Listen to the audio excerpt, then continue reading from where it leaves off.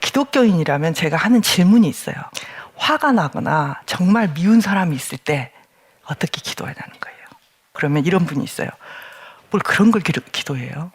또 어떤 분들은 성경에 그런 분을 위해서 축복하라고 그랬잖아요. 그래서 저는 그 사람을 위해서 축복해요. 하나님 그 사람에게 은혜를 주시고 깨닫게 하시고 그 사람을 이렇게 해주세요. 그럼 제가 물어봐요. 진심이세요? 내 마음속에 어떤 것들이 굉장히 아름답지 않은 생각들이 있어요. 여러분 속에. 네. 그 다음에 거기와 대치되어 있는 우리가 올라가야 될 큰 산, 우리가 정말 성취해야 되고 가야만 되는 거룩한 그 지점이 있어요. 근데 이 두 지점이 우리 안에 같이 있다는 거죠.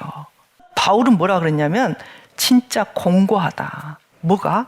이게 같이 있다는 게. 이렇게 성경을 읽고 기도 열심히 하는데 어떻게 내가 이렇게 원하는 바에 선을 행하지 않고 원치 않는 것을 내가 자꾸 행하나? 그럼 어떡하냐면은 우리가 그걸 봐야 되는 거죠. 그리고 이 갈등이 있는 그 자리에 주님이 계시게 하는 거예요. 우리의 방법은 아무것도 없어요, 여러분. 우리는 사람을 미워하지 않을 수도 없고요. 성욕을 안 가질 수도 없고요. 에? 욕심을 안 가질 수가 없어요. 주님은 우리에게 선택을 하게 하세요, 항상.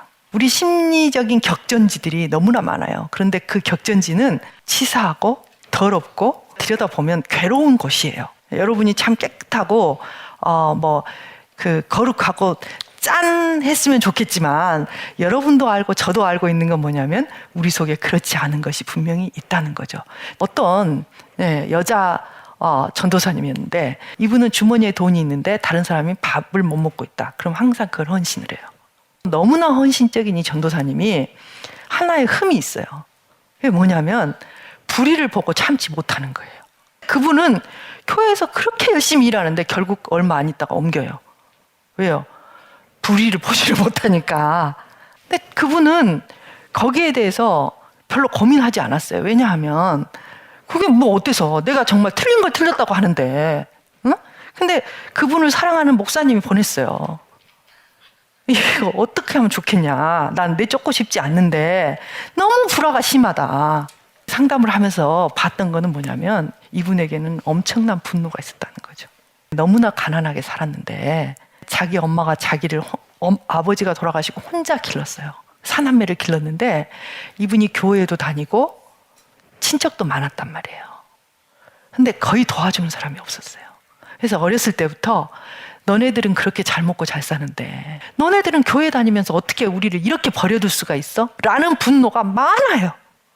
그러고 나서 이제 전도사가 됐는데 사람들을 대하면서 그때의 분노가 올라오는 거예요. 그런데 자기가 그때 그렇게 화를 냈다는 것도 모르고 지금 그 화가 내 속에 있다는 것도 몰랐던 거죠.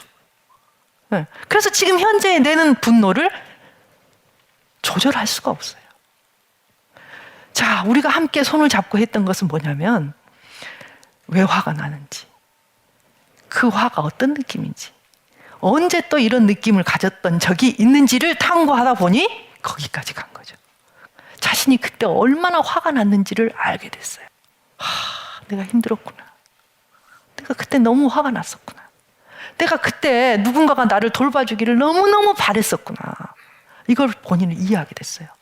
그러고 나서 그분이 그 분노에서 풀려났어요. 만약 여러분 속에 이런 것들이 사로잡고 있다면 여러분들은 지금 아무리 애를 써도 안 될 수 있어요. 그래서 우리는 우리 마음속을 조금 더 깊이 있게 들여다볼 필요가 있는 거죠. 알고 나면 그것들에 대해서 계속 하나님과 나누고 그거에 대해서 의논해야 된다는 거예요.